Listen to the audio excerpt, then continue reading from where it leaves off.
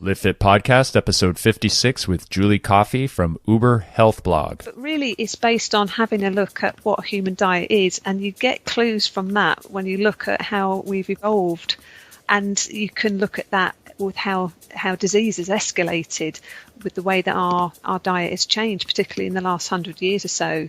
If you're eating when you any other time than being sort of physically hungry, there's something else at play there, and it's usually your emotions.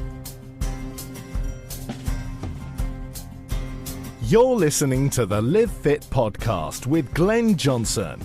Here, we'll talk about all things related to good health, fitness, food, fat loss, and the mind-body connection. Yes, this is the Live Fit Podcast once again. I am your host, Glenn Johnson. Thank you, everybody, for listening. I really appreciate you being here. This is episode 56. Today, I'm speaking with Julie Coffey. She is a physician who is the author of the Uber Health Blog in England. She has weight loss and nutrition programs like me, and she has a very similar philosophy. However, as any two people are, we are still very different. I'm bringing her on the show to give you a variety of angles and personalities that will help you find the best way to live as fit as possible for life. Now I'd like to do some tips, tricks, and hacks.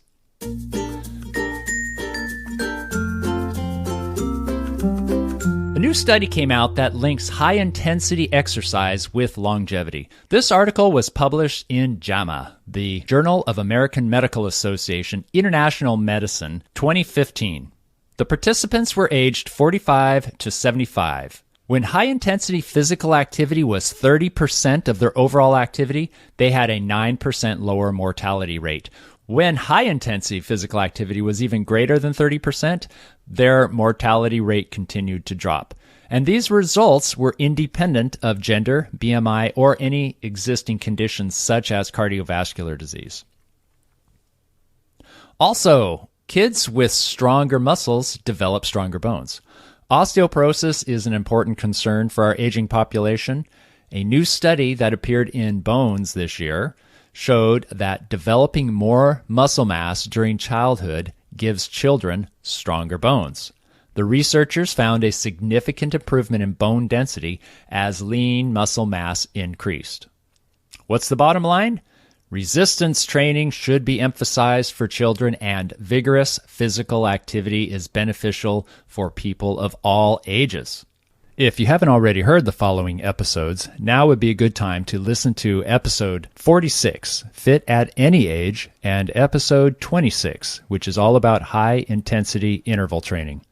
That's all I have for you with my tips and tricks. Let's now move on to my interview with Julie Coffey of uberhealthblog.com. Hi, Julie. How are you doing? I'm great, Glenn. Really good, thank you. Well, Julie, I think my listeners are going to find it interesting why I wanted to have you on my podcast, because they're about to hear somebody that has a very similar philosophy and even business as myself. And so it might come across as I'm promoting my competition. So let me first say that you're a family doctor and you have a business of helping people lose weight naturally and healthfully, mostly through mindset rather than following some rigid, strict diet that is going to somehow be better than any other rigid, strict diet out there in the world. Can you give us a little idea about how you run your business and what your general philosophy is?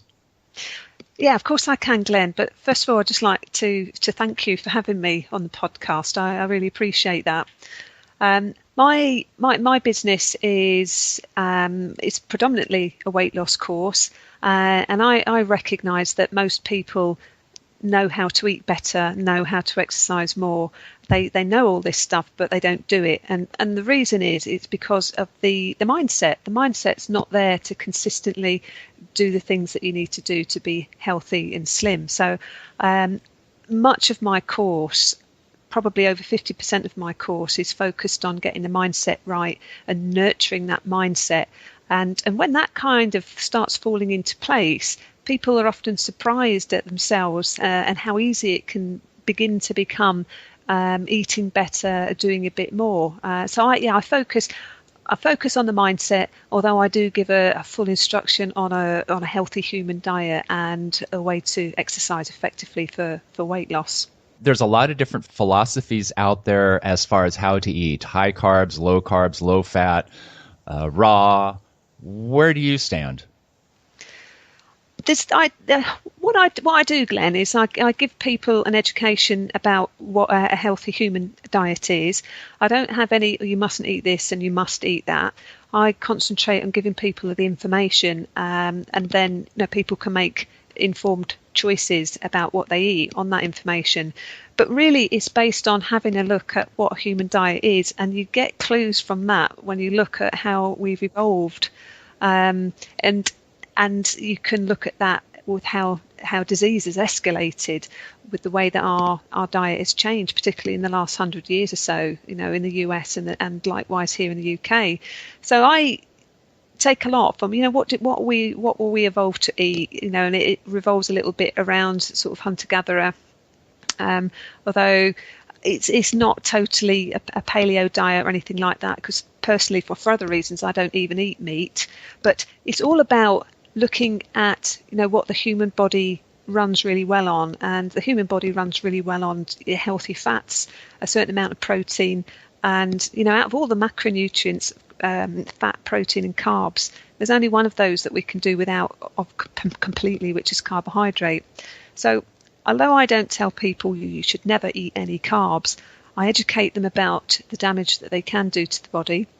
I educate people about the ones that do less damage and that you can eat and still stay healthily, and bring it together in quite a kind of balanced way, really. But I find that it's the kind of mindset and the education around the food that help people make choices in a more natural way. So there's no kind of strict plan or diet menus or anything like that to follow, although I do give people guidance with that when they want it. So when people sign up for your course, they're not given a diet per se. They don't have a list of, here's what you will eat for breakfast on day one, or perhaps here's a choice of 3 different things to eat for breakfast on day one. But instead you say, choose from these categories or these groups. Is it something like that? It's a bit of a mixture, really. I give broad principles, which lays down the foundation about the advice on the eating. I've found that a lot of people do want a bit more guidance from that. So something I do in my weekly webinars is most weeks I'll give an example of, this is a great meal that you could have, and I explain why it's great. It's got the really healthy fats, it's got the protein, and this is where the carbs come from, and this is why they're a better choice of carbs. Or another week I might do, well, this is breakfast week, so here's all kind of different breakfasts that you could try and mix and match. So there's no kind of really set rigid plan to it, and a lot of it's led by the questions I get asked by the people in the course as well. And those that have been doing it for longer, who are really getting into it, they email in with some, this is what I've been doing this week, Julie, for a little bit of a critique about what they've been eating and their menu plans. And I share that as well. And it's in that way we're kind of all sharing. And it's not like, a meal. I might look at a meal and think that's not ideal. And then I'll present to my sort of clients, these are the good things about this diet. These are the ones that aren't so good. You could make it a bit better by making these little tweaks.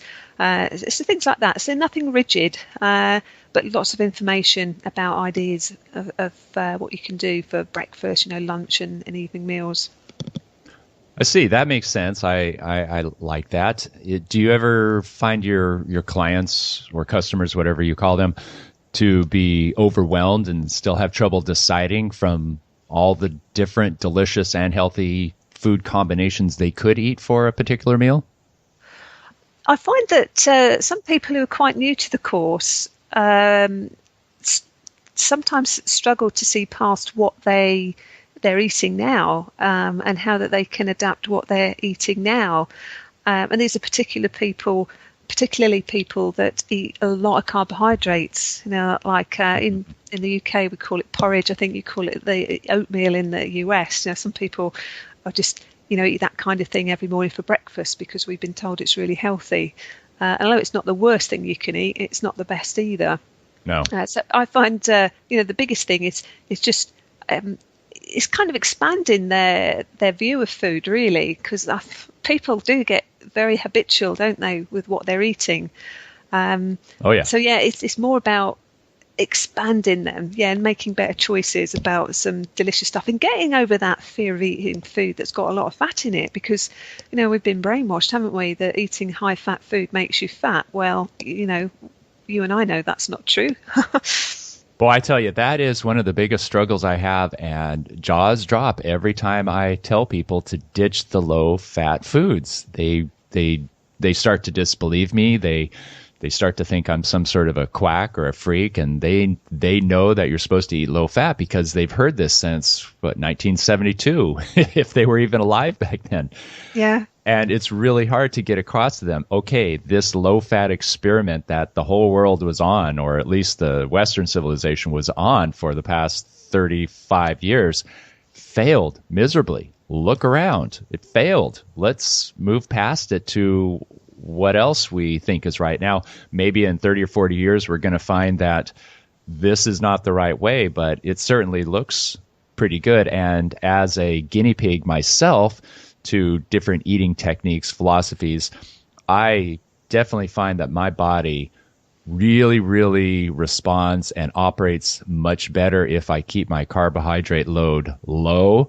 And especially at any one meal or eating, if I don't eat the majority of my calories from carbs, I am much better off and satiated and stable energy, stable mood, and it lasts a lot longer. Yeah, I totally agree with that, because I started on my health journey a few years ago. I'd unfortunately discovered what I thought was the truth, that you get fatter as you get older, and I couldn't shift it anymore. But I started getting an arthritic problem in my knee, and I was only in my mid to late 30s. And fortunately, even as a conventional doctor, I was open-minded enough to suspect there might be a way to sort that out, and that's when I kind of threw myself into the healthy lifestyle. So I wasn't really focused on weight loss. I was focused on getting my knee sorted out. Right. One of the big changes I made to my diet was, and it was a real mind shift, to ditch all the low fat stuff. And I thought what I was doing up to that point wasn't working, because I had arthritis in my knee. So I was up for a change to see what would happen. And one of the changes I made was reducing the carbohydrate, certainly changing the type of carbohydrates I would eat when I did eat them, eating a lot more healthy fat. And then one day I just thought, well, my knee's better and my waist is smaller. Something's working really well here with this sort of high fat, low carb eating. It's a lot tastier as well. Right. So do you think that your knee bothered you because of excess body weight, or were you just having an inflammatory response from grains you were eating? I think because although I was a bit heavy, I wasn't excessively overweight. I was only sort of 10 to 14 pounds, so not a big lot. So I don't think it was anything to do with the weight, really. I think it was the inflammatory response to the food that I was eating, particularly the grains. Yeah. Yeah, I hear that a lot. So you don't eat meat yourself. So what would a typical, let's say, breakfast look like for you? I don't eat meat, and that's not out of any health reason. That's the kind of thing that I did in my teens. I didn't like eating animals, so I've just kept that up. So it's not due to a health thing. So, but I do eat fish. I do eat eggs. So a morning meal for me might involve eggs. A favourite of mine is some kind of smoothie, which will be all raw stuff. It'll have nut seeds in it, fruit, almond milk. I put flaxseed oil in it, avocados, that kind of thing. I like that because I can take it on the move with me when I'm off to work. Right. Yes, but that kind of thing. Well, that sounds pretty good. So how long have you been eating this way? I would say I've been eating this way for 5 or 6 years now. Yeah, and it was a process going into it, because as I was learning, I was gradually making the changes. So it was a kind of gentle lead into it. So, but yeah, I would say 5 years definitely. And I'm still changing now. I'm still learning new things, and I'm still putting them into practice in my sort of diet and exercise routine. I think one of the joys about this line of work is that you never stop learning. That's true. That's true. And there's always new ideas that come out. And so most of them are worth a thought or maybe a little experimentation on self. How does this make me feel? Do I like it? Is this whatever it might be, a combination or a standalone item? But yeah, that's what's fun about nutrition and fitness, is that it is always changing. And that's one reason why I got into it in the first place. Not at all the only one, but it's one of them. You are listening to the Live Fit podcast. If you enjoyed this episode, you can show your appreciation by rating, reviewing, and subscribing. You can also view show notes and links at livefitpodcast.com. One thing you said before, and that really rang true with me, and I think that is probably the single most important reason why people fail at achieving the body composition and or the fitness or the health that they want, comes down to their mindset. I've seen so many people who try to keep one foot in their old way of life and another in this new and improved way of life. In fact, I used to know one guy. He started off as a football player in high school and college, and then he got out and he was working at a sedentary job, but he kept eating the same way. So very typical. He plumped up quite large. He got sick of it, and he decided to start racing and competing in triathlons. And so he was training all the time, racing all the time, and he was looking really, really good. But he was still living the same life of this skews the harshness, but this fat guy. He was eating like a fat guy. He had a high activity level, which was maintaining his weight. But should he ever get injured, bam, he's going to be out for... What's going to happen is he's going to start gaining weight, and then it's going to snowball, and it's going to get bigger and bigger and bigger because of that injury. So I was talking to him about changing his eating habits, and I moved away, so I don't know whatever happened with him. But really, I've seen so many people fail just because they won't give up their past. How do you deal with that with your clients? Well, I think, with this person that he's an example. I think probably, I imagine he might have a health problem down the line, because no matter how much exercise you do, you can't exercise yourself out of a bad diet. And as a family doctor, I unfortunately diagnose seemingly slim and healthy people with bad illness. And when you unpick that, it's because the diet's been shocking.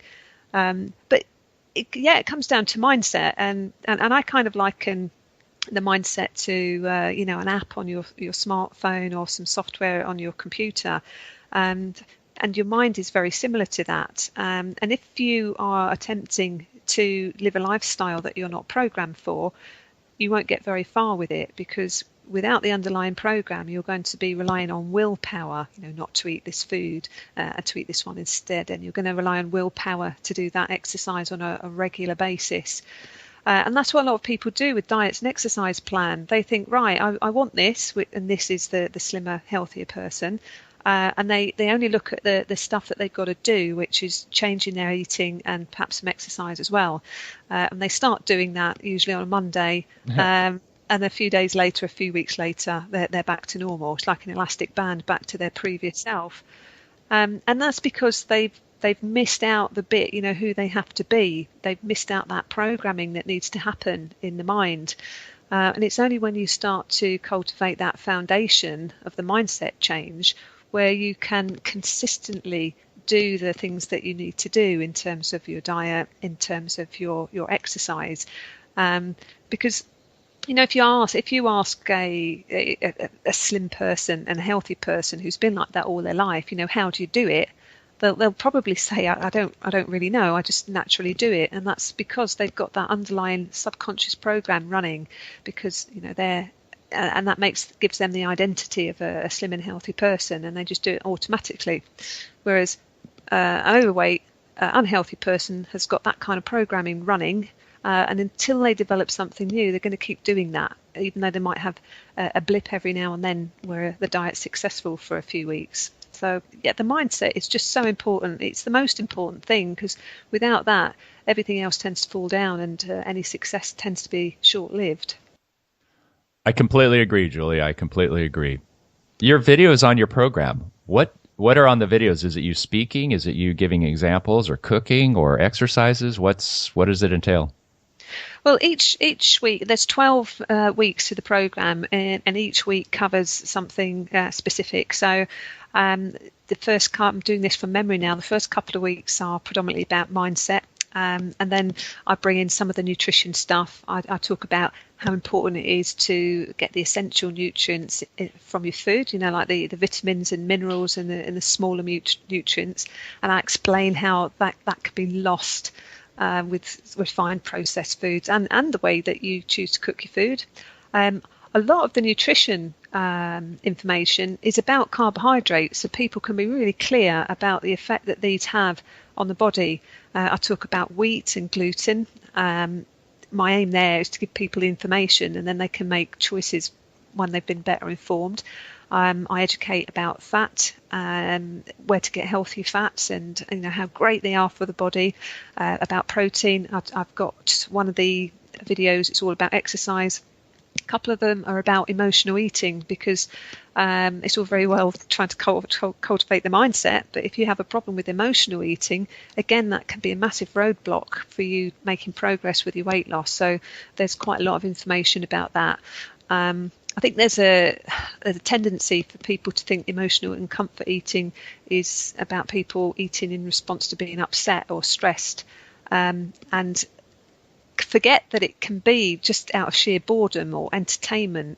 If you're eating when you any other time than being sort of physically hungry, there's something else at play there, and it's usually your emotion. So it's kind of pointing out to people that I would say everyone's got this who's got food available 24/7. So there's a lot of work on that.